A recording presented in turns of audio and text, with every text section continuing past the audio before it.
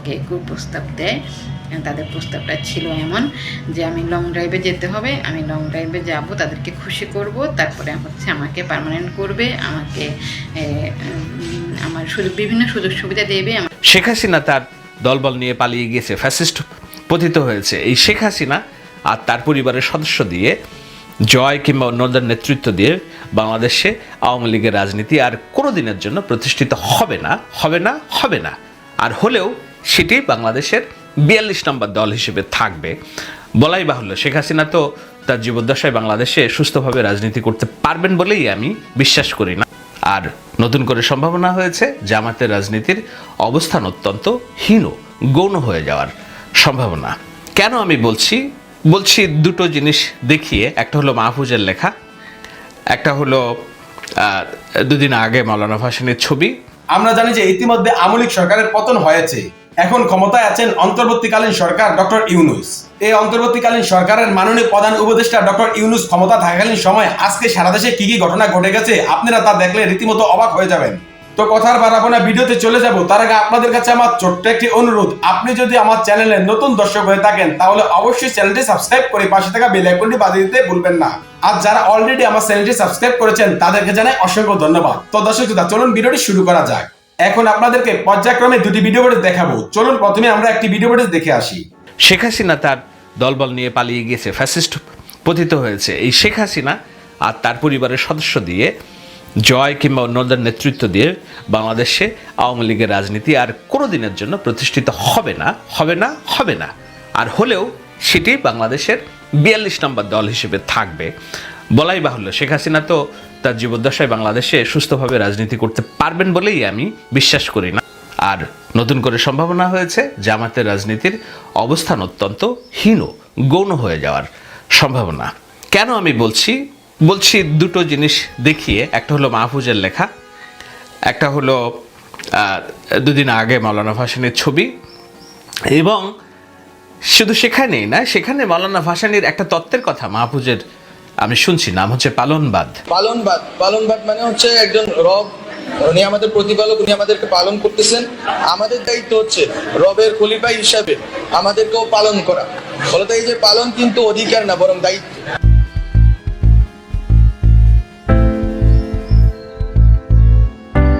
আমি কেন বাংলাদেশের আগামী দিনের রাজনীতিতে আওয়ামী লীগকে কোনো মূল প্লেয়ার হিসেবে দেখি না, বরঞ্চ তাদের স্থলে আমি দেখি মাওলানা ভাসানীর রাজনীতির নীতিতে অনুপ্রাণিত একটা নতুন রাজনৈতিক দল, যারা হবে মূলত রাজনীতির মূল প্লেয়ার। এবং সেই রাজনীতিটা হবে, ভোটযুদ্ধটা হবে মূলত বিএনপির সাথে। এই যে নতুন রাজনৈতিক বন্দোবস্ত কিংবা রাজনৈতিক পথ চালার যে আদর্শগত একটা ভিত্তি প্ল্যাটফর্ম তৈরি হচ্ছে তাদের, সেখানে আওয়ামী লীগ এবং জামাত দোনোটা দলই খারিজ হয়ে যেতে পারে বলেই আমি আমার দূরদৃষ্টির বিশ্লেষণে অনুমান করি, যদি সঠিক পন্থায় রাজনীতিটা আগায়।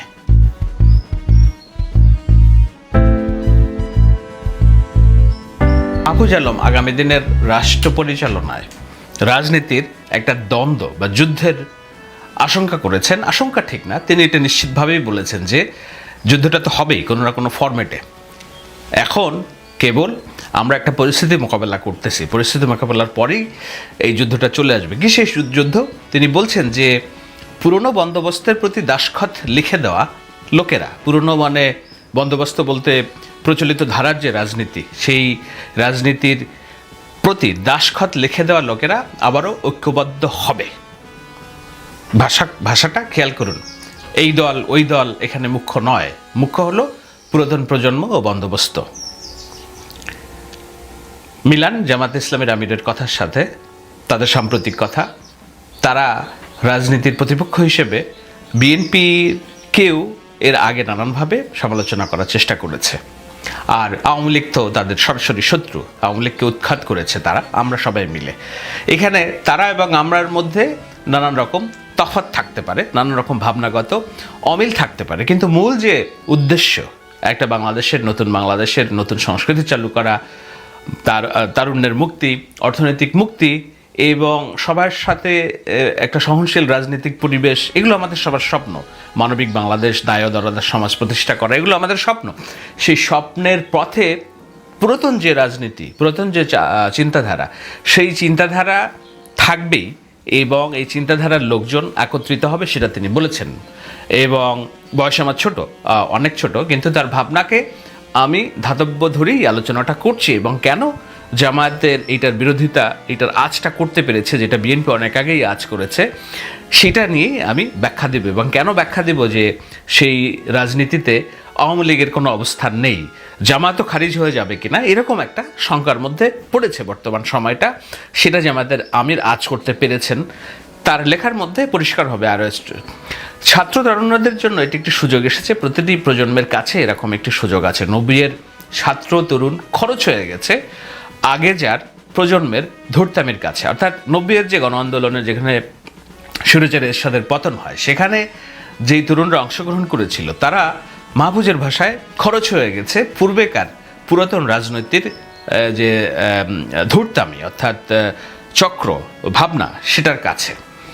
আবারও সে ধূর্ত পুরাতনপন্থী ছাত্র তরুণদের মধ্যে যে বিভেদ ও অনাস্থা তৈরি করেছেন, সেই সম্বন্ধে ছাত্র তরুণরা সতর্ক না থাকলে তারা প্রজন্ম আকারে হত্যাযোগ্য হয়ে উঠবেন। কারণ 90 এত রক্তাক্ত এবং কনফ্রন্টেশন ছিল না। তিনি বলছেন এই পুরাতন রাজনীতির মধ্যেই ঢুকিয়ে দেওয়ার যে ন্যারেটিভ, সেটি এখনও চালু আছে। এবং এইটা বুঝতে হবে, যদি না বুঝে তাহলে এই বর্তমান তরুণ যারা এই একটা মাফিয়াতন্ত্রকে উৎখাত করার সামনে থেকে যারা কাজ করেছে, তারা যুগ যুগ ধরে হত্যাযোগ্য হয়ে উঠবে। অর্থাৎ তাদের বিচারিক কার্যক্রম চলবে, যেই সরকারি ক্ষমতায় আসুক না কেন, তারা ক্ষমতা থেকে চলে গেলে। এর কারণ সে তিনি বলছেন যে 90 কিন্তু এতটা রক্তাক্ত ছিল না এবং এতটা কনফ্রন্টেশন ছিল না। 90-এর যে গণ আন্দোলন, সেটা গণ আন্দোলনই বলি আমরা, গণ অভ্যুত্থান না। এবার একটা প্রকৃত গণ অভ্যুত্থান, এবং এই গণ অভ্যুত্থানে আমাদের যে মূল্য, সেটা অনেক চড়া দাম দিয়ে এই গণ অভ্যুত্থানের ফলাফল আমরা পেয়েছি। সেটা আমি মাহফুজের সাথে একমত, কিছু বিষয়ে অবশ্যই দ্বিমত, কিন্তু মোটা দাগে একমত। সেই জায়গায় তিনি বলছেন যে সেই ধূর্ত এখানে 1.5 লক্ষ আহত, মানে মাঠের লড়াকু আছেন, 2000 বা তার বেশি শহীদ হয়েছেন। যুদ্ধের পূর্ববর্তী মুহূর্তে একটা সামাল দেওয়া প্রচেষ্টা শুরু হয়েছে, যে এখন চলমান, কিন্তু এই যুদ্ধ তো হবেই কোনো না কোনো ফরম্যাটে। এইটাকে তিনি যুদ্ধ পরবর্তী অবস্থা বলছেন না মাহফুজ, যাকে আমরা অনেকেই মাস্টার মাইন্ড হিসেবে চিনি। রাজনীতিতে অনেকেই তাকে মস্করা করে সিরাজুল ইসলাম খান দাদাভাইয়ের সাথে তুলনা করেন, কেননা তার রাজনীতি নিয়ে গভীর চিন্তা আছে এবং সেই চিন্তা বর্তমান সরকারের কর্মকাণ্ডে প্রতিফলিত হচ্ছে। তরুণদের অনেক একটা অংশের মধ্যে তো হচ্ছেই। আমি ছাত্র সমন্বয়ক বলতে যারা মাঠে ছিল সবাই যে মাহফুজের অনুসারী এটা না, কিন্তু একটা অংশ যারা সরকারে আছে, তারা একসাথে আছে বলেই প্রতীয়মান হয় নানান রকম বিশ্লেষণ। সেখানে বলছে যে পুরাতন ও নতুনের এই রক্তাক্ত দ্বন্দ্বে রণনীতি ও প্রধান দ্বন্দ্ব বুঝে নেওয়া জরুরি, খুবই জরুরি। মৃত্যু আমাদের ছুঁয়ে গেছে, আমরা জ্যান্ত মারা হয়ে গেছি। আমাদের শহীদ হয়ে যাওয়া ভাই বোনের সাক্ষ্যকে নিরন্তর পুনরাবৃত্তি করে যেতেই হবে। ক্লান্ত হইন না, জড় হন, ঘন হয়ে বসুন। এখানে একত্রিত হওয়ার কথা বলছে মাহফুজ। কেন, কোন প্রেক্ষিতে, কিসের জন্য একত্রিত হওয়ার কথা বলছে? বলছে যে যুদ্ধের পূর্ববর্তী অবস্থায় একটা পরিস্থিতির মধ্যে দিয়ে সামাল দেওয়ার চেষ্টা করছে বর্তমান সময়, কিন্তু এই যুদ্ধ তো হবেই কোনো না কোনো ফরম্যাটে। কোন যুদ্ধের কথা বলছে? বলছে নতুন রাজনীতির পরিচালনের কথার যে যুদ্ধ, অর্থাৎ যুদ্ধ বলতে সৈন্য সামন্ত অস্ত্র নিয়ে যুদ্ধ না, এটা একটা দ্বন্দ্ব, লড়াই, এবং সেখানে যেন পুরাতন বন্দোবস্তের প্রতি সবাই সঁপে না দেয়, এবং নতুন এবং পুরাতন যে লড়াই, সেই লড়াইটা যে হবে সেটা মাহফুজ বলার চেষ্টা করেছেন, সহজ ভাষায় যদি আমি বলি। এবং সেখানে বলতে যেয়ে তিনি বলছেন মৃত্যু আমাদের ছুঁয়ে গেছে, আমরা জ্যান্ত মারা হয়ে গেছি, আমাদের শহীদ হয়ে যাওয়া ভাই বোনেরা সাক্ষ্য নিরন্তর পুনরাবৃত্তি করে যেতেই হবে। অর্থাৎ যেই চাওয়া আকাঙ্ক্ষা শহীদদের ছিল, সেটার প্রতি তাদের যে দায়বোধ এবং এই ভাবনাটা তারা জারি রাখবে। তো সেই যুদ্ধটা বলছে যে কোনো না কোনো ফরম্যাটে তো হবেই। আমি ধরে নিচ্ছি এই যুদ্ধ সমাজের, আগেই বলেছি, এটা সৈন্য সামন্ত কিংবা অস্ত্রের যুদ্ধ নয়, যুদ্ধটা মতাদর্শের যুদ্ধ, এবং যুদ্ধটা হবে নির্বাচনী ফরম্যাটে, আমি ধরে নিচ্ছি। তো নির্বাচনী ফরম্যাটে যদি যুদ্ধ হয়, সেখানে মাহফুজরা বলছে যে পুরাতন বন্দোবস্তের প্রতি দাসখত লিখে দেওয়া লোকেরা আবারও ঐক্যবদ্ধ হবে। এই দল ওই দল এখানে মুখ্য নয়, মুখ্য হলো পুরাতন প্রজন্ম ও বন্দোবস্ত। তো সেই পুরাতন রাজনীতি, পুরাতন প্রজন্ম ও বন্দোবস্তের রাজনীতির তিনটা ক্ষেত্র আছে: আওয়ামী লীগ, বিএনপি, জামায়াতে ইসলামী, জাতীয় পার্টি, চারটা ক্ষেত্র। এর মধ্যে জাতীয় পার্টি এবং আওয়ামী লীগ একই ধাঁচের, একই সাথে রাজনীতি করছে।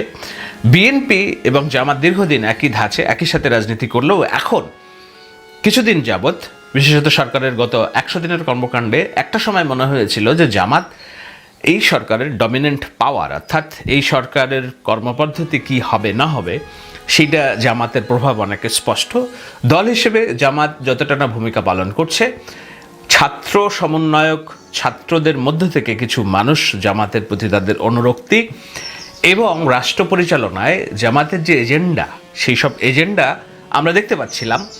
দেখতে যেতে যেতেই মনে হচ্ছিল যে এই সরকার জামাতের এজেন্ডার বাস্তবায়ন করছে কিনা, কিন্তু যত দিন যাচ্ছে তত পরিষ্কার হচ্ছে যেখানে তারা জামাতের এজেন্ডা নয়, নতুন এজেন্ডা আনতে চায়। সেই নতুন এজেন্ডায় দুইটা রাজনীতি খারিজ হয়ে যাওয়ার সম্ভাবনা আছে। একটা হলো জামায়াত ইসলামের রাজনীতি, সম্ভাবনা আছে, আর আওয়ামী লীগের রাজনীতিও খারিজ হয়ে যাওয়ার সম্ভাবনা আছে, যৌক্তিক সম্ভাবনা আছে। কেন সম্ভাবনা আছে, এখন সেই আলোচনাটা দিয়েই আমি শেষ টানার চেষ্টা করব।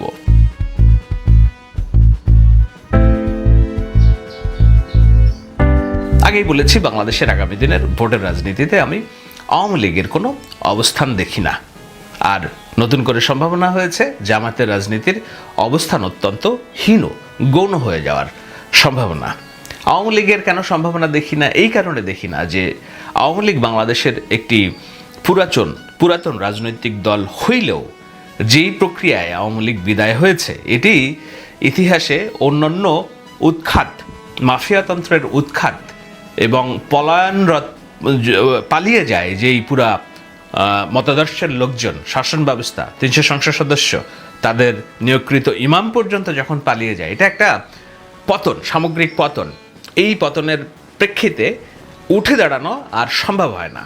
আপনারা 75-এর সাথে অনেকেই তুলনা করবেন আওয়ামী লীগ কর্মী সমর্থকরা, যে 75-এ যদি আওয়ামী লীগ উঠে দাঁড়ায় এবার কেন পারবে না। 75 ছিল পুরোপুরি একটা ভিন্ন প্রেক্ষাপট। সেখানে রাষ্ট্রের স্বাধীনতা যুদ্ধের নেতৃত্ব দানকারী একজন নেতাকে হত্যা করা হয়েছিল সপরিবারে, এবং সেই হত্যা করার প্রেক্ষিতে তাদের মতাদর্শ কিন্তু হত্যা করা হয়নি। ওই সরকার কিন্তু পালিয়ে যায়নি, সরকার দেশেই ছিল, তার মন্ত্রীরা দেশে ছিল, তার অনুসারীরা দেশে ছিল, রাজনীতিবিদরা দেশে ছিল।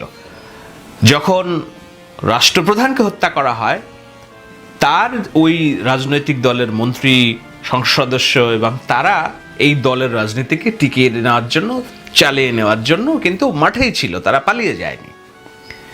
সুতরাং সেখানে তাদের অনেক সময় লেগেছে, কিন্তু তারা রাজনীতিতে প্রতিষ্ঠিত হয়েছে জিয়াউর রহমানের কৃপায়। বহুদলীয় গণতন্ত্রের যেই সুযোগ জিয়াউর রহমান তৈরি করেছিলেন, সেখানে নিষিদ্ধ আওয়ামী লীগ কর্তৃক নিষিদ্ধ জামাত ইসলামী যেমন রাজনীতিতে ফিরেছিল, নিজেদের নিষিদ্ধ হওয়া আওয়ামী লীগও তেমন রাজনীতিতে ফেরার সুযোগ তৈরি হয়েছিল। কেন তৈরি হয়েছিল? ওই যে বলেছি, তারা কিন্তু পালিয়ে যায়নি, উৎখাত করা হয়নি। তারা রাষ্ট্রপ্রধানকে হত্যা করা হয়েছিল, কিন্তু তাদের সমস্ত কর্মী সমর্থক, তাদের নেতা কর্মীরা বাংলাদেশের মাটিতেই ছিলেন। সুতরাং তারা একত্রিত হয়েছেন এবং রাজনৈতিক কৃপায়, জিয়াউর রহমানের কৃপায় তারা রাজনীতিতে করে এমনভাবে সরকার পরিচালনা করেছেন গত 16 বছর, যে তাদেরকে খেদিয়ে দেশ ত্যাগ করতে বাধ্য করেছে বাংলাদেশের মানুষ। সুতরাং এই রাজনীতি আর বাংলাদেশে ফিরবে না। তাই বলে কি তাদের ভোট নেই, তাদের মতাদর্শ নেই, তাদের সহানুভূতি, তাদের রাজনীতির প্রতি সহানুভূতিশীল মানুষের অবস্থান নেই? অবশ্যই আছে। কত সংখ্যা? সেই সংখ্যাটা অনেকেই বলেন 25%, 30%। আমি মনে করি না। আমার মনে হয় সামগ্রিকভাবে এটি 5 থেকে 10% কিংবা 12%-এর বেশি নয়। আপনারা 2024 সালের নির্বাচনে ভোট প্রদানের হারের কথা আপনারা জানেন নিশ্চয়ই। রাষ্ট্রীয়ভাবে বলা হয়েছিল 12% মানুষ ভোট দিয়েছে, কিন্তু আমি বহুত আলোচনায় বলেছি যে এই ভোট 2 থেকে 4%-এর বেশি নয়। সুতরাং ভোটের হিসাবে 2-4% মানুষ এখনও আওয়ামী লীগ করে, কিন্তু এই 2-4% জনসমর্থন দিয়ে আওয়ামী লীগের রাজনীতি বাংলাদেশে প্রতিষ্ঠিত করা, ক্ষমতায় যাওয়ার মতো করে প্রতিষ্ঠিত করার বাস্তবতা বাংলাদেশে নেই, আগামী দিনেও থাকবে না। কেন থাকবে না? কারণ প্রকৃতি শূন্যস্থান পছন্দ করে না, সেই শূন্যস্থানের জায়গাটা কেউ না কেউ নেবে। আমার হিসেবে আওয়ামী লীগের মতাদর্শের যেই যদি মোটা দাগে আমি বলি, সেটা হলো আওয়ামী লীগের মতাদর্শ মানে তো আর শেখ হাসিনার প্রতি অন্ধবিশ্বাস না। শেখ হাসিনার প্রতি যাদের অন্ধবিশ্বাস তারা ফ্যাসিস্ট। শেখ হাসিনার হত্যাকাণ্ডের প্রতি যারা একেবারে নির্বিঘ্নে সমর্থন দিয়ে গেছেন তারা ফ্যাসিস্ট এনাবেলার। আমি বলছি আওয়ামী লীগের প্রতি মতাদর্শের কথা, মুক্তিযুদ্ধের প্রতি মতাদর্শের কথা, ইমানের কথা, বিশ্বাসের কথা। তো সেই জনগোষ্ঠী আর আওয়ামী লীগের হত্যাকারী শেখ হাসিনার ফ্যাসিস্ট জনগোষ্ঠীর সমর্থন দুইটা আলাদা বিষয় হিসেবেই আমি ভাবতে চাই। কেন চাই এটি নিয়ে বিতর্ক হতে পারে, নিশ্চয়ই সামনে ভবিষ্যতে আমি ব্যাখ্যা দিব। আপাতত যেটা বলার চেষ্টা করছি সেটা হলো ফ্যাসিস্ট শেখ হাসিনার সমর্থক আর আওয়ামী লীগ মুক্তিযুদ্ধের প্রতি ইমান আছে এই মানুষের সমর্থক দুইটা আলাদা ভিন্ন জিনিস। তো শেখ হাসিনা তার দলবল নিয়ে পালিয়ে গিয়েছে, ফ্যাসিস্ট পতিত হয়েছে, এই শেখ হাসিনা আর তার পরিবারের সদস্য দিয়ে, জয় কিংবা অন্যদের নেতৃত্ব দিয়ে বাংলাদেশে আওয়ামী লীগের রাজনীতি আর কোনো দিনের জন্য প্রতিষ্ঠিত হবে না, হবে না, হবে না। আর হলেও সেটি বাংলাদেশের 42 নম্বর দল হিসেবে থাকবে। বলাই বাহুল্য, শেখ হাসিনা তো তার জীবদ্দশায় বাংলাদেশে সুস্থভাবে রাজনীতি করতে পারবেন বলেই আমি বিশ্বাস করি না। কেননা দেশে ফেরা মাত্রই তার ফাঁসির রায় কার্যকর হয়ে যাবে, তার শীর্ষস্থানীয় সহযোগীদেরও ফাঁসি হবে বলে আমার দৃঢ় বিশ্বাস। না হলে সেইটা আমাদের এই যে নতুন অর্জন, সেই অর্জনের একটা বড় বরখেলাফ হবে বলেও আমার মনে হয়। কিন্তু সেটা হতে হবে অবশ্যই বলাই বাহুল্য, আমি বলে রাখি যে না, বিচারিক হত্যাকাণ্ড না, এটা স্বচ্ছ তথ্য প্রমাণের ভিত্তিতে, এবং সেটা হবেই। সুতরাং শেখ হাসিনা পরিবারের নেতৃত্বে আওয়ামী লীগ আসবে না, অন্য নেতৃত্বে আওয়ামী লীগ আসতে পারে, আসলেও সেটা 42 নম্বর দল, তথাকথিত 42 মানে 42 না, হয়তো 5-7 নম্বর দল থাকবে। কিন্তু আওয়ামী লীগের যে মতাদর্শ, মুক্তিযুদ্ধের প্রতি চেতনা, সংস্কৃতি, বাংলাদেশি জাতীয়তাবাদ, বাংলাদেশের জাতীয় সঙ্গীত, নারীর অধিকার, সেকুলারিজম, এই শব্দগুলো যদি আপনি বিবেচনায় নেন, সেগুলোর জন্য এবং মুক্তিযুদ্ধের প্রতি ইমান, সেই জনগোষ্ঠীর সংখ্যা তো বিশাল। তো এই জনগোষ্ঠীর সংখ্যা, এই জনগোষ্ঠী আমার হিসেবে তখন আগামী দিনের রাজনীতিতে সেটাই নির্বাচনেই হবে এমন কোনো কথা না, হয়তো আরও 2-1টি নির্বাচনে, কিন্তু আগামী দিনের কথা বলছি, পুরাতন বন্দোবস্ত না, নতুন বন্দোবস্তের কথা বলছি। সেখানে এই জনগোষ্ঠীর ভরসার জায়গা হবে বিএনপি। কেননা বিএনপির প্রতিষ্ঠাতা জিয়াউর রহমান নিজে মুক্তিযোদ্ধা, স্বাধীনতার ঘোষক, সেক্টর কমান্ডার, এবং 5 তারিখের পর এখন পর্যন্ত বিএনপির যে অবস্থান রাজনৈতিকভাবে, তারা এই দেশটাকে মধ্যপন্থার দেশ হিসেবে গড়তে চায়, সকল মানুষের অধিকার নিশ্চিত করতে চায়, হিন্দুর অধিকার, নারীর নেতৃত্ব, মুক্তিযুদ্ধের প্রতি সম্মান, মুক্তিযোদ্ধাদের প্রতি সম্মান, এবং একই সাথে জুলাই বিপ্লব কিংবা জুলাই অভ্যুত্থানের যেসব শহীদ তাদের প্রতি সম্মান, এই সমস্ত কিছুকে ধারণ করে। সুতরাং যখন আওয়ামী লীগ শেখ হাসিনার ফ্যাসিস্ট ন্যারেটিভের নেতৃত্ব বাংলাদেশের রাজনীতিতে থাকবে না, এবং আওয়ামী লীগের অন্য ফরম্যাটে যখন রাজনীতি আসবে, নতুন নেতৃত্ব, ফ্রেশ লিডারশিপ, তারা এই জনগোষ্ঠী 5-10% বেশি না। সুতরাং তারা একটা রাজনীতিতে প্রভাব সৃষ্টি করতে পারে এমন কোনো রাজনৈতিক শক্তি হিসেবে বাংলাদেশের মাটিতে আর রাজনীতি করার ভবিষ্যৎ আমি দেখি না, আমি অন্তত দেখি না, আপনারা হিসাব মিলিয়ে দেখবেন। তো সেই জায়গায় জামায়াতে ইসলামী কি বিএনপির প্রধান প্রতিপক্ষ হবে কিনা সেটি নিয়ে নানা রকম সংশয় আলোচনা ছিল, আমি কয়েকদিন আগে ওই আলোচনা করেছি। এতদিন পর্যন্ত জামাতও মনে করেছে হয়তো এটি তাদেরই সময়, এই সরকার তাদেরই সরকার, সুতরাং তাদের রাজনীতি হয়তো প্রস্ফুটিত হবে এখানে। কিন্তু না, তাদের রাজনীতি প্রস্ফুটিত হচ্ছে না, বরঞ্চ এই নতুন প্রজন্ম যাদের উপর গণমানুষের অধিক আস্থা, অগাধ বিশ্বাস, তারা যেই রাজনীতিটা করছে সেই রাজনীতিটা মূলত ভাসানীর, মাওলানা ভাসানীর দেখিয়ে যাওয়া রাজনীতি। এবং মাওলানা ভাসানীর রাজনীতি মূল মন্ত্র হলো ইসলাম, দরদ, কিন্তু একই সাথে সমাজতন্ত্র, যেটা জামায়াতে ইসলামী বিশ্বাস করে না। কেন বিশ্বাস করে না জামায়াতে ইসলামী? সেটির জন্য মাওলানা ভাসানীর দুটি প্রবাদ যথেষ্ট, দুটি মন্তব্য যথেষ্ট। পিন্ডির জিঞ্জির ছিন্ন করেছে দিল্লির দাসত্ব করার জন্য নয়, মাওলানা ভাসানীর বিখ্যাত উক্তি। অর্থাৎ পিন্ডি মানে পাকিস্তানের যে শাসনতন্ত্রের কেন্দ্রীয় কাঠামো, তার যে দাসত্ব আমরা ছিন্ন করেছি, করে বাংলাদেশ হয়েছি, কিন্তু এই দাসত্ব নতুন বাংলাদেশের যেই রুহ আত্মা, সেটা দিল্লির দাসত্ব করবে না, ভারতের আধিপত্যবাদ মেনে নেবে না। এটা হলো মাওলানা ভাসানীর মূল রাজনৈতিক এজেন্ডা। আজকে যদি নতুন প্রজন্মের আকাঙ্ক্ষা দেখেন, সেই আকাঙ্ক্ষা কিন্তু একই জিনিস, যে তারা দিল্লির দাসত্ব করতে রাজি নয়। এটি মাওলানা ভাসানী। আজকের তরুণ প্রজন্মের ভিতরে মাওলানা ভাসানীর মতবাদ খুব দারুণভাবে গ্রথিত এবং তারা এটা বিশ্বাস করে। কেন বিশ্বাস করে? আমি দুদিন আগে মাহফুজের একটি ছবি দেখেছি, ফরহাদ মাজারের সহ মাওলানা ভাসানীর রেড মাওলানা যেটাকে বলা হয়, তার যে তালপাখার অংশ দিয়ে বানানো টুপি, সেই টুপি পরে তারা সামনে এসেছে। বোঝাই যাচ্ছে যে এটা মাওলানা ভাসানী এবং ফরহাদ মাজারের যে যৌথ ভাব আদর্শিক রাজনৈতিক মতাদর্শ, সেইটার অনুসারী মাহফুজ এবং এই ছাত্রদের একটা বড় অংশ। আমি বলছি সবাই না, একটা বড় অংশ। তো মাওলানা ভাসানীর রাজনীতির বড় উক্তি হলো দিল্লি দাসত্ববোধ মেনে নেবে না। তো সেটিতে উদ্বেলিত তরুণ সমাজ এবং ইসলামী ভাবাসম্পন্ন অনেক মানুষ উদ্বেলিত। কিন্তু মাওলানা ভাসানীর রাজনীতির অন্যতম যে বিরোধিতার জায়গা, সেখানে জামাত ইসলাম খারিজ হয়ে যায়। কিভাবে খারিজ হয়ে যায়? মাওলানা ভাসানীর আরও একটা উক্তি হলো, তিনি জামায়াত ইসলামকে ইসলামের শত্রু মনে করতেন, রাজনীতির শত্রু মনে করতেন। মাওলানা ভাসানীর আরও একটা বিখ্যাত উক্তি, সেটা হলো যে নীল নদের পানি যেমন নীল নয়, জামায়াত ইসলামীও তেমনি ইসলাম নয়। আজকের এই আলোচনার প্রেক্ষিতে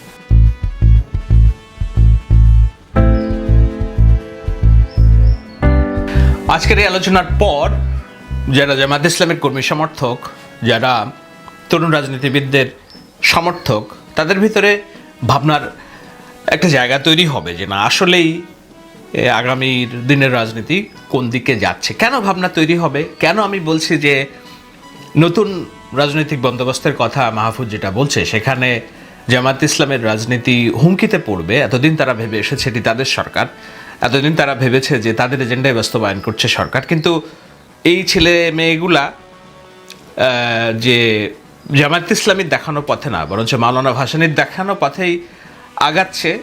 সেটি কেন আমি বলছি দুটো জিনিস দেখিয়ে। একটা হলো মাহফুজের লেখা, একটা হলো দুদিন আগে মাওলানা ভাসানীর ছবি।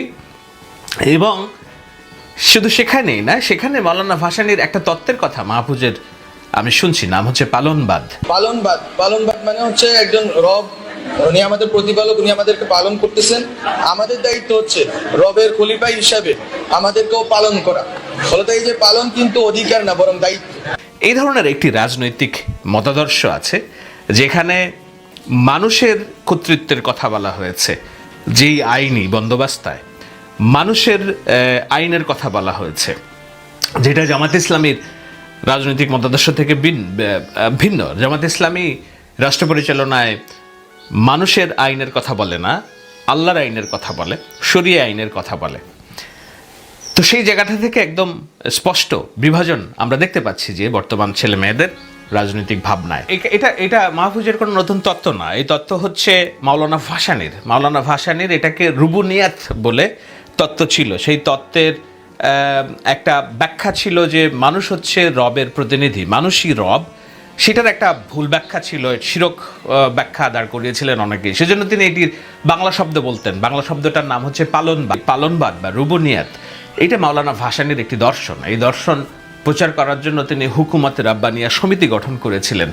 যদিও মাওলানা ভাসানী তার রাজনৈতিক দর্শনকে রাষ্ট্র পরিচালনায় প্রতিষ্ঠিত করতে পারেননি তার জীবদ্দশায়, আওয়ামী লীগের প্রতিষ্ঠিত সভাপতি হওয়ার পরেও আওয়ামী লীগের রাজনীতি থেকে তিনি কার্যত ছিটকে পড়েছিলেন শেখ মুজিবুর রহমানের উঠে আসাতে, এবং তার 6 দফা অন্যান্য পাকিস্তান বিরোধী আন্দোলন, বাংলাদেশের পক্ষের আন্দোলন। যদিও আমরা জানি বাংলাদেশ সৃষ্টির মূল প্রণয়টা মাওলানা ভাসানীর। স্বাধীনতার পরেও মাওলানা ভাসানী অনেক দিন রাজনীতিতে ছিলেন। একটা পর্যায়ে তার রাজনীতি হারিয়ে যায়, তার সেই রাজনীতিটা গ্রহণ করে জিয়াউর রহমান, এবং তার রাজনীতির বড় অংশটাই, তার রাজনীতির বড় অনুসারীরাও জিয়াউর রহমানের জাগ দল এবং বিএনপিতে অবস্থান করে। আজকের বিএনপি হচ্ছে মাওলানা ভাসানীর অনুপ্রেরণায় অনুপ্রাণিত একটি দল, যদি মোটা দাগে আপনি বলেন, কিন্তু অবশ্যই এখানে জিয়াউর রহমানের ক্যারিশমা এবং নতুন চিন্তা চেতনা সংযোজিত হয়েছে। আজকে এত বছর পর এসে 55 বছর পর এসে বাংলাদেশের রাজনীতিতে, আগামী দিনের নতুন রাজনীতিতে যখন বন্দোবস্তের কথা আলোচিত হচ্ছে, সেই বন্দোবস্তে আমরা দেখি যে বাংলাদেশের রাজনীতি থাকবে দুটোই, এবং এই দুইটা রাজনীতি কোনো না কোনোভাবে এই যে হুকুমতে রাব্বানিয়া বা মাওলানা ভাসানীর মতাদর্শের রাজনীতি, তার একটা বড় প্রভাব সেখানে থাকবে। সেই বড় প্রভাবটা, একটা তো বলেছে যে বিএনপি এখনকার রাজনীতির মূল চালিকা শক্তি, সেই চালিকা শক্তির সাথে অনেক ধরনের মানুষ আছে। যেহেতু আওয়ামী লীগ নাই মাঠে, এবং যেহেতু শেখ হাসিনা এবং তার পরিবারের রাজনীতি খারিজ হয়ে গেছে বাংলাদেশের রাজনীতি থেকে, সুতরাং নতুন যে ফ্রেশ আওয়ামী লীগের লিডারশিপ আসবে, তাদের যে রাজনীতি সেটি আর এই আওয়ামী লীগ নেতাদের হাতে প্রস্ফুটিত হবে না, ক্ষমতায় যাওয়ার মতো হবে না। কিন্তু তাদের যে ইমান, তাদের যে মৌলিক রাষ্ট্র পরিচালনার জন্য তাদের যে চাওয়া, সেটা হলো মুক্তিযুদ্ধের প্রতি সম্মান, সেকুলারিজম, নারীর স্বাধীনতা, নারীর ভোটাধিকার এবং অন্যান্য রাষ্ট্র পরিচালনার যেসব বিষয়গুলো, আওয়ামী লীগ বাংলা ভাষার প্রতি দায়বদ্ধতা, জাতীয় সংগীতের প্রতি দায়বদ্ধতা, পহেলা বৈশাখ, এই সমস্ত কিছুই বাংলাদেশের রাজনীতিতে থাকবে। কিন্তু সেটা মূল পালন করতে হবে বিএনপি, এবং ভোটের রাজনীতিতে তারা ক্রমাগতভাবেও আওয়ামী লীগের ভোট যেমন টানতে থাকবে, মধ্যমন্ত্রী মানুষের ভোটও টানতে থাকবে, এবং সবাইকে নিয়ে একটা বিশ্ববীয় রাজনীতি, যেটাকে আমি বলি, সেটা বিএনপির হাতেই থাকবে বলে আমার দৃঢ় বিশ্বাস। আমার মনে হয় সেই দিকেই আগাচ্ছে, যেহেতু আওয়ামী লীগের রাজনীতি খারিজ হয়ে গেছে। তো এরপরে তাহলে বিএনপির সাথে রাজনীতির প্রতিদ্বন্দ্বিতা হবে কার? জামায়াতে ইসলামের? না, জামায়াতে ইসলামের রাজনীতিও খারিজ হয়ে যাবে যদি তরুণ প্রজন্মের এই নতুন রাজনৈতিক বন্দোবস্তের যেসব কথাবার্তা আলোচিত হচ্ছে, সেখানে সেটা আসলে হবে মাওলানা ভাসানীর মতাদর্শগত রাজনীতি, সেটা ইসলামী চিন্তা চেতনায় পরিচালিত হবে, কিন্তু মূল জায়গা থাকবে সমাজতন্ত্র, সামাজিক ন্যায় বিচার, সাম্যবোধ। সেটা শরিয়া আইন হবে না, সেটা হবে সমাজতন্ত্রের আইন, কিন্তু লিড অর্থাৎ নেতৃত্ব দিবে ইসলামী ভাবা সম্পন্ন তারুণ্যেরা। এই তারুণ্যদের প্রতিচ্ছবি আমি দেখতে পাচ্ছি বর্তমান মাহফুজ এবং অন্যান্যদের চেহারায়। আমি বলি, সবাইকে এক কাতারে আমি মাপতে চাই না, এই তরুণদের মধ্যেও বিভাজন আছে। তো সেই জায়গায় নতুন যে রাজনৈতিক বন্দোবস্ত, সেইখানে ডক্টর শফিকুর রহমান হয়তো ভেবেছেন যে জামায়াত ইসলামের রাজনীতিও খারিজ হবে। এতদিন তারা যেটা ভেবেছেন যে এটি তাদের রাজনীতি, তাদের সরকার, তাদের এজেন্ডা, সেটা মনে হয় ভুল। কেন জামায়াতের রাজনীতি খারিজ হবে? কারণ জামায়াতের রাজনীতি খারিজ হবে যদি বাংলাদেশের মানুষ দেখে যে ইসলামী ভাবধারায় কোনো একটি রাজনৈতিক নতুন দল দাঁড়াচ্ছে, এবং যেই দলটি হাসিনার ফ্যাসিস্ট শাসনকে উচ্ছেদ করার জন্য শহীদ হয়েছে, রক্ত দেওয়ার জন্য প্রস্তুত হয়েছে, তাদের ডেডিকেশন আছে, তাদের প্রতি সহমর্মিতা বাড়বে। ইসলামী ভাবধারার কারণে ইসলামী জনগোষ্ঠীরও সমর্থন তাদের প্রতি থাকবে। আর এই দলটি জামাত ইসলামের যেহেতু মুক্তিযুদ্ধ কেন্দ্রিক একটা বিশাল গহ্বর আছে, বাংলাদেশের অভ্যুদয়ে যেহেতু তাদের বিরোধিতা ছিল, তারা যেহেতু অন্যান্য আরও সীমাবদ্ধতা যেমন আছে, নন ইনক্লুসিভ রাজনীতি, যেটা আমি বলি যে একজন হিন্দু বৌদ্ধ 2 কোটি ভোটারদের ভোট তারা পাবে না, হিন্দু বৌদ্ধের নেতৃত্ব জামাত ইসলামী অ্যাডপ্ট করতে পারবে না, দেশের জনসংখ্যার 50% নারী, তাদের নেতৃত্ব জামাত ইসলামী অ্যাডপ্ট করতে পারবে না। সুতরাং নানান রকম সীমাবদ্ধতায় জামাতের রাজনীতি গহ্বরে আটকে যাবে। সেটা আজ করতে পেরেই জামাত ইসলামী তার আগামী দিনের রাজনৈতিক বন্দোবস্তের দেনা পাওনা, শত্রু মিত্রতা নির্ধারণ করতে শুরু করেছে বলেই আমার দৃঢ় বিশ্বাস। আর সেইটার পদক্ষেপ হিসেবেই প্রথম যাত্রায় আমির শফিকুর, ডাক্তার শফিকুর, তিনি এই যে ফ্যাসিস্ট বারবার বলা, ফ্যাসিজম বলে রাজনীতির ন্যারেটিভ তৈরি করা, সেটাতে বিরোধিতা করে প্রথম স্টেপটা তিনি দিয়েছেন। আমার ধারণা আগামী দিনে আরও অনেক কিছু ক্লিয়ার হয়ে যাবে। জটিল বিষয়, আমি কতটা সহজ করে বুঝিয়ে বলতে পারলাম জানি না, কিন্তু আশা করি যারা রাজনীতি নিয়ে ভাবেন তাদের ভাবনার কিছুটা খোরাক তৈরি হবে এই আলোচনার মধ্য দিয়ে। মতামত দিবেন, আপনাদের ভাবনা জানাতে ভুলবেন না, যেন আমি পরের এপিসোডে আরও ব্যাখ্যা দিতে পারি। তো আশা করছি আপনারা পুরো ভিডিওটি মনোযোগ সহকারে দেখেছেন এবং এখানে কি বলা হয়েছে তাও বুঝতে পেরেছেন। এ বিষয় নিয়ে যদি আপনাদের কোনো মতামত থাকে তাহলে অবশ্যই তা কমেন্ট করে জানাতে পারেন। এখন চলুন আমরা আরো একটি ভিডিও দেখে আসি। 2017 সাল থেকে সাংবাদিকতা পেশায় আছি। এরই মধ্য দিয়ে আমি 3টে হাউসে কাজ করার সুযোগ পেয়েছি। সর্বশেষ 2022 সালের সেপ্টেম্বরের 6 তারিখ বৈশাখী টিভিতে নিউজ রুম এডিটর হিসেবে যোগদান করি। তো যোগদান করার পর কিছুদিন ভালোই ছিল, কিন্তু পরবর্তীতে কিছু অপ্রত্যাশিত ঘটনার সম্মুখীন হয়েছি। সেই ঘটনাগুলি আপনাদের সাথে শেয়ার করব। তো আমি যোগদানের 1 মাস পর্যন্ত সবাই আমার সাথে ভালোই ছিল, অফিসের পরিবেশও খুব ভালো ছিল, আমি খুব হ্যাপি ছিলাম। কিন্তু 1 মাস পরে সিএনই সাইফুল ইসলাম এবং head of news Ashok Chowdhury আমাকে কুপ্রস্তাব দেয়। তাদের প্রস্তাবটা ছিল এমন যে আমি লং ড্রাইভে যেতে হবে, আমি লং ড্রাইভে যাব, তাদেরকে খুশি করব, তারপরে হচ্ছে আমাকে পার্মানেন্ট করবে, আমাকে আমার বিভিন্ন সুযোগ সুবিধা দেবে, আমার প্রমোশন হবে, ইত্যাদি ইত্যাদি। কিন্তু যদি আমি তাদেরকে ইগনোর করি, আমি যদি তাদের প্রস্তাবে রাজি না হই, তাহলে আমাকে চাকরিচ্যুত করা হবে। তো আমি তাদেরকে বলি, এই ঘটনাগুলো তো নতুন না, মিডিয়াতে মানে এগুলো অহরহই হয়। তো আমাকে তো আপনারা যখন আমি যোগদান করি তখন আমাকে এই বিষয়টা বলা উচিত ছিল। তো আমি মধ্যবিত্ত শ্রেণী, আমি চাইলেই চাকরি ছেড়ে দিতে পারবো না, আমাকে তো চাকরিটা করতে হবে। তবে আমি হচ্ছে ভালো কোথাও পেলে আমি ছেড়ে দিব, আমি তবে এই সমস্ত খারাপ কাজ আমি করব না। এই কথা তাদেরকে বলার পরে শুরু হয় আমার উপরে অমানসিক নির্যাতন, অকথ্য ভাষায় গালিগালাজ, সহকর্মীদের দিয়ে অপমান, কিছু বাকি নেই আর। এরপরে এরকম করতে করতে আমাকে 1 বছর পর 2023 সালের নভেম্বরের 27 তারিখ বিকেলে আমাকে বললো রিজাইন দিতেই হবে। যদি আমি রিজাইন না দিই তাহলে আমাকে তারা ঘাট ধাক্কা দিয়ে বের করে দিবে, কথা ছিল তাদের এমন। পরে হচ্ছে আমি এইচআরের সাথেও কথা বলি, সিএনএর সাথেও কথা বলি, অশোক চৌধুরীর সাথেও কথা বলি, কিন্তু কেউ আমাকে আমার চাকরি ছাড়ার কারণটা ক্লিয়ার করেনি যে আমি কী কারণে চাকরি ছাড়বো। যাই হোক, 1 বছরে অনেক গল্প আছে, তা কোনো এক সময় যদি শেয়ার করার সুযোগ পাই শেয়ার করব। বৈশাখী টিভিতে কী কী চলে কিছু সংক্ষিপ্ত বর্ণনা আপনাদেরকে দেব। এর আগে বলি, আমি চাকরি ছেড়ে দেওয়ার পরে আমি অশোক চৌধুরীকে একটা মেসেজ দিয়েছিলাম যে যদি আমাকে আমার চাকরি ছাড়ার কারণ না বলে তাহলে হচ্ছে আমি তাদের যত তথ্য আছে সব ফাঁস করে দিব, এই কথা বলে দিই। কিন্তু তারপরেও তারা কিন্তু আমার ডাকে সাড়া দেয় নাই, আমাকে কিন্তু আমার মানে অধিকার থেকে তারা বঞ্চিত করে। আমি চলে আসি, চাকরি ছেড়ে দিই। পরে হচ্ছে তাদের বিরুদ্ধে আমি করাপশন ইন মিডিয়া জাওয়াত নিছরকে বলি, তারা একটা নিউজ করে দেয়। এই নিউজ করার পরে অশোক চৌধুরী আমার পেছনে লাগে, আমাকে মেরে ফেলার ষড়যন্ত্র করে। আমাকে বনানী থানার পুলিশ দিয়ে, আর আমার বাড়ি নোয়াখালী সোনাইমুড়ি থানা, এই সোনাইমুড়ি থানার পুলিশ দিয়ে আমাকে যত হয়রানি করার, আমার পরিবারকে যত অপমান করছে, সে পুলিশকে টাকা খাওয়াইয়া সন্ত্রাস দিয়ে আমার ছোট বোনকে উঠে আনার চেষ্টা করছে, প্রথম আলোকে দিয়ে আমার বিরুদ্ধে নিউজ করতে চাইছে। যাই হোক, এটা গেল আমার। এমনকি আমার নামে 2টা মামলাও দিছে। একটা মামলা হচ্ছে সাইবার মামলা, আর একটা মামলা হচ্ছে সার্টিফিকেট জালিয়াতি মামলা।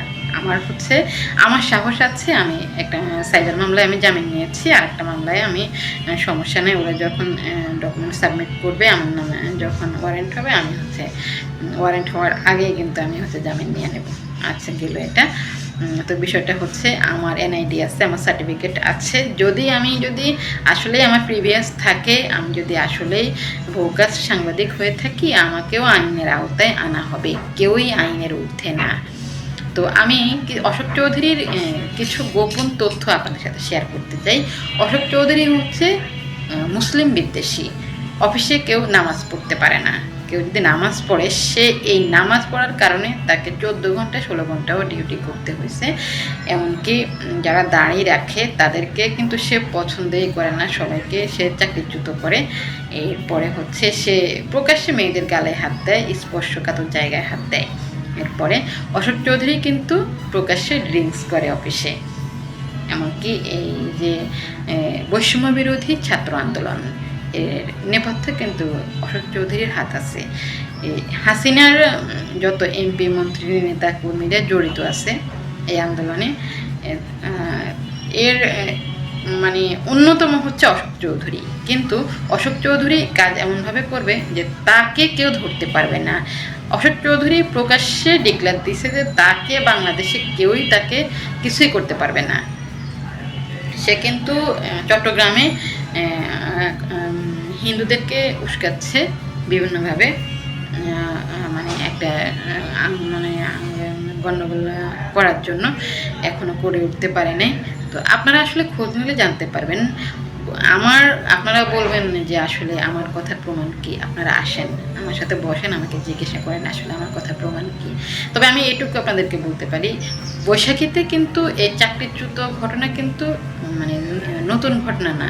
আমার আগে বৈশাখী টিভিতে অসংখ্য রিপোর্টার, অসংখ্য ডেস্কে কাজ করা ছেলে মেয়ে, এমনকি ক্যামেরা পার্সন, তারপরে মেকআপ আর্টিস্ট, অনেকেই চাকরি ছাড়তে বাধ্য হয়েছে। মেকআপ আর্টিস্ট একটা মেয়ে, সে গর্ভবতী ছিল, সে ছুটি চাইছিল, ছুটি দেয় নাই। ওই মেয়েটার পরে বাচ্চা নষ্ট হয়েছে। সেই মেয়েটা মামলাও করছিল সাইফুল ইসলাম আর অশোক চৌধুরীর বিরুদ্ধে। অনেক বৈশাখী টিভির কাহিনী আসলে এখন আর মানে আমার থেকে শুনে কেউ অবাক হবেন এমনটা কিন্তু না। আপনার হচ্ছে সবাই আসলে জানে অশোক চৌধুরী কিন্তু রয়ের এজেন্ট। অশোক চৌধুরী একজন ক্যামেরা পার্সন ছিল, ক্যামেরা পার্সন থেকে তিনি হেড অফ নিউজ হয়েছে। আপনারা একটা খবর নিয়ে দেখেন যে আসলে সে তার সাংবাদিকতায় তার এক্সপিরিয়েন্স কি, সে কতটুকু এডুকেটেড, তার আসলে কি যোগ্যতা আছে, সে হেড অফ নিউজ হয়েছে। সে বৈশাখী টিভিতে অবৈধভাবে ক্ষমতা দখল করে আছে। সে বৈশাখী টিভির মালিক চেয়ারম্যান হুসাইন মোহাম্মদ, বৈশাখী টিভির এমডি রফিকুল আমিন, এই দুইটা ব্যক্তিকেই বছরের পর বছর বিভিন্নভাবে ষড়যন্ত্র করে জেল খাটাইতেছে। একটা মামলা তাদের সাদা শেষ হলে আরেকটা মামলা শুরু হয়, একটা মামলা শুরু হলে আরেকটা